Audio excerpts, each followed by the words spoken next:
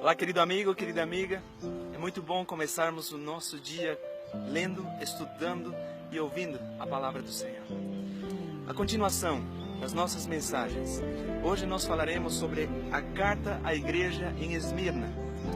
Esmirna significa mirra ou perfume suave, uma qualificação exata para a igreja nesse período, porque eles foram perseguidos, foram triturados, assim como a mirra, equivalente àquele incenso que era oferecido no altar ao nosso Deus.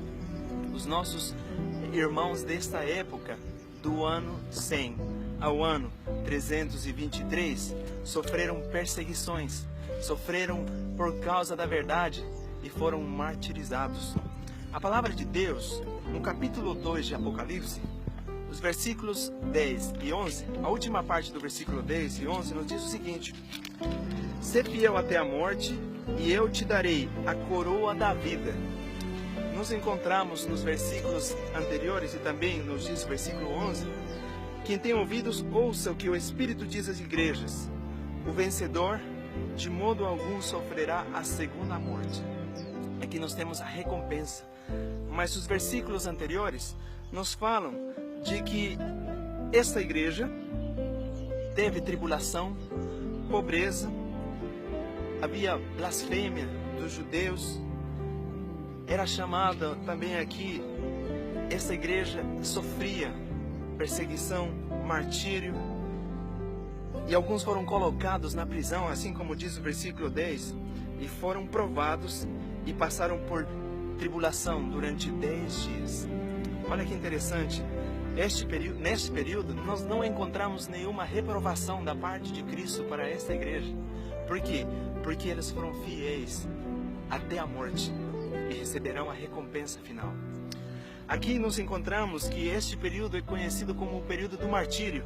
E nas fontes históricas nós temos mártires e entre vários cristãos que foram açoitados, decapitados. Por exemplo, no ano 165 e no ano 202, Irineu foi morto, por exemplo, durante a perseguição de Sevério.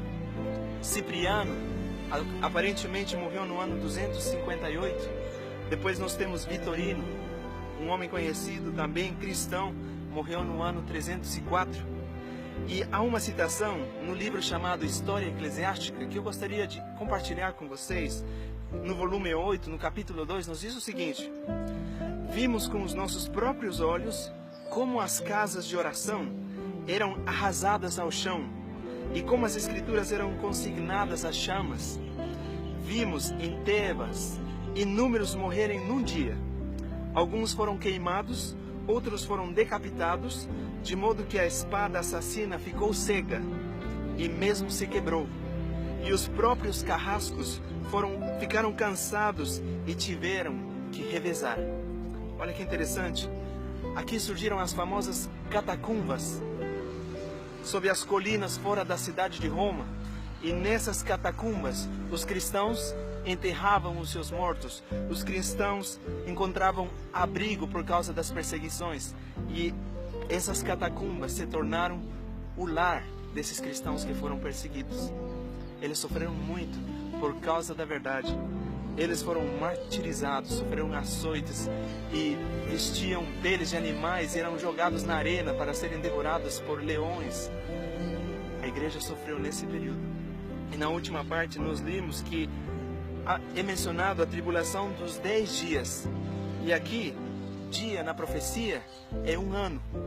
E nós temos aqui do ano 302 ao ano 312, durante o governo de Diocleciano, que dá um período total de 10 dias, isto é, 10 anos, houve a mais intensa perseguição sobre a igreja cristã. Mas a recompensa é essa: ser fiel até a morte e dar-te a coroa da vida, e não passarás pela segunda morte. Essa recompensa também se aplica a nós. E a vida destes cristãos também tem que ser um encorajamento para cada um de nós. Tem que ser uma história que possa se repetir em nossa vida. Uma história de fidelidade, uma história de luta, uma história que seja no final recompensada com a vida eterna. Que Deus possa nos ajudar neste dia e que possamos tirar lições importantes desses versículos. Esse é o meu desejo. E agora me acompanhe e fazemos uma oração.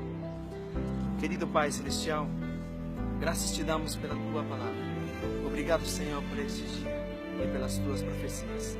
Em nome de Jesus. Amém. E lembre-se, os céus e a terra passarão, mas a palavra do Senhor não mudará. É promessa.